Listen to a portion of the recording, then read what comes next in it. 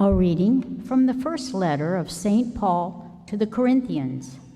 Brothers and sisters, I could not talk to you as spiritual people, but as fleshly people, as infants in Christ. I fed you milk, not solid food, because you were unable to take it. Indeed, you are still not able, even now, for you are still of the flesh. While there is jealousy and rivalry among you, are you not of the flesh and walking according to the manner of man? Whenever someone says, I belong to Paul, and another, I belong to Apollos, are you not merely men? What is Apollos, after all, and what is Paul?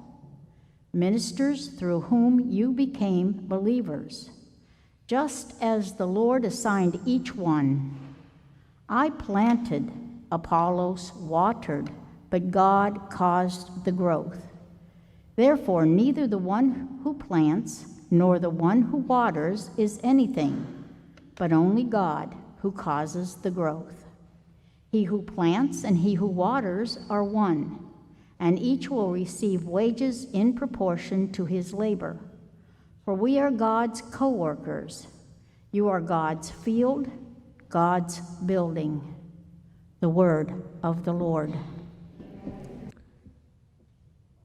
Something about these images that St. Paul is drawing on. I fed you with milk, not solid food. And then he goes on and he gets a bit agricultural on us again. Talks about, I planted, Apollos watered, but God caused the growth. So one is talking about the rearing of plants, and one is talking about the rearing of children. Either way, we're talking about a progression of growth and of maturity. At times, it can be tempting to say, oh, well, look at how much progress I've made, and this is as far as it's going to get. It's not, there's nowhere more to go from here. And that's when you know you're entirely lost along your Christian journey. That it's so important for us to realize that this is a lifelong process. In many respects, I think it is rightfully an eternal process. That even when we're in heaven, like, will we be done yet, or will it just continue getting deeper and better all the time? You know, makes me wonder about if I'm finite and I'm making my journey to the infinite. How long is that journey? Like, is it ever a moment in heaven even where I go, oh, that's it, that's all. Now I have all of it. You know? I think there's a kind of final contentment and joy, but I'm not sure if I'm ever going to be able to consume all of God.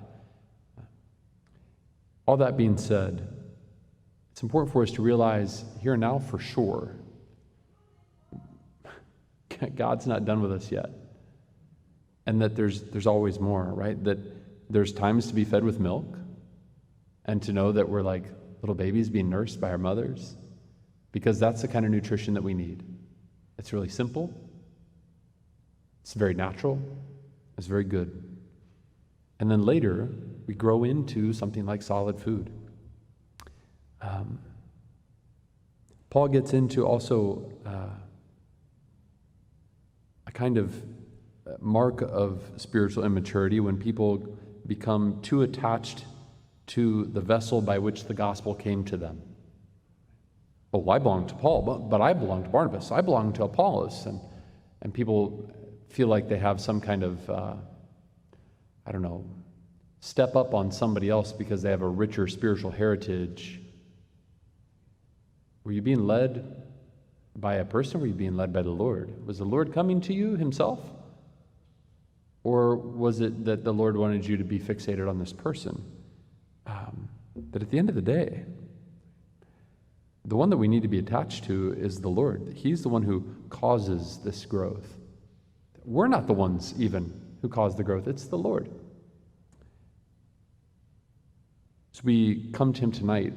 We're being nourished with spiritual food. And the beautiful part about being able to receive the graces of the Most Blessed Sacrament is that he's going to, whether we need milk or solid food, whether we need planting or watering, that this is that kind of universal food, that no matter where you're at on the journey, this food makes sense for where you're at. This food is going to be nurturing and building up. It's going to be the Lord being the one who causes growth. We get to consume him in the Eucharistic action, and then we'll stay and we'll adore and be with him, look lovingly and longingly upon him, offer him all of our praise.